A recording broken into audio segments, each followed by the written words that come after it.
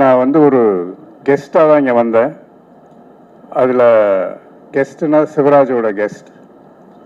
அது எனக்கு ரொம்ப பெருமையான ஒரு விஷயம். ஏன்னா சிவராஜ் வந்து என்னுடைய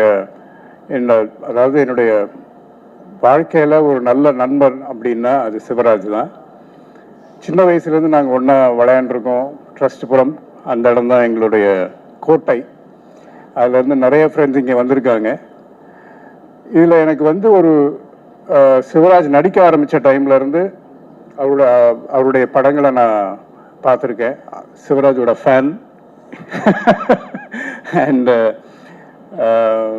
சிவராஜோட ஒரு ஒரு ஒரு படமும் பண்ணேன். லக்ஷ்மின்ட்டு ஒரு படம் கன்னடத்தில் பண்ணேன்.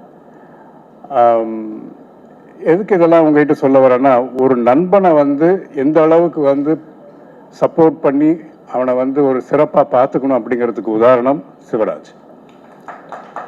அண்ட் எந்த நேரத்துலையுமே வந்து எந்த ஒரு விஷயமா இருந்தாலும் சரி, என்னுடைய குடும்பத்தில்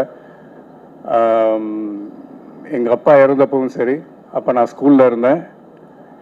அதுக்குள்ளே வந்து சிவராஜ் வந்து ஒரு ஹீரோ.